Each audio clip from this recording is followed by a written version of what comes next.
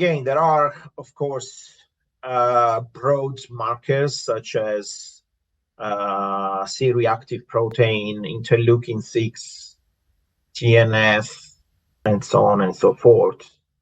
But the problem is these are systemic indicators of inflammation, but they don't really tell you whether specific mechanisms are altered. For instance, in obese people, when they lose weight, I believe these systemic inflammatory markers go back to a sort of normal level for a period of time.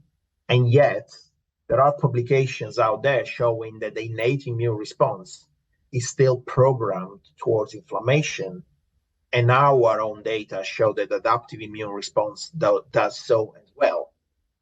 So, even though your systemic inflammation indicators of inflammation have kind of returned to a roughly normal level, that doesn't mean that you have corrected the damages caused to the immune system by the obesity.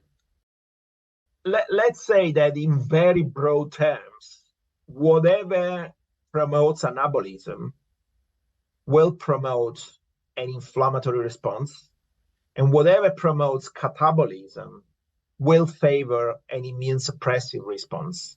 So yes, carbohydrates will, in theory, in very broad terms, right, are at risk of promoting inflammatory response.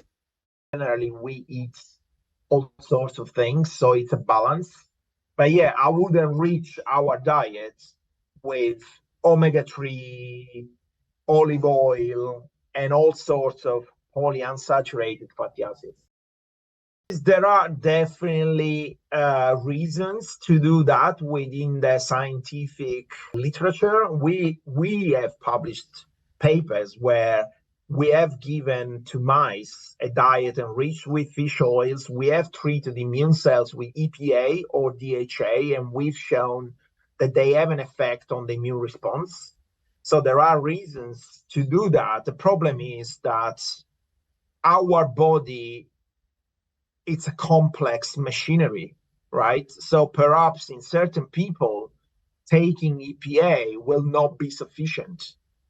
If you are an overweight or obese person with type 2 diabetes, probably taking EPA will not be sufficient to cure you.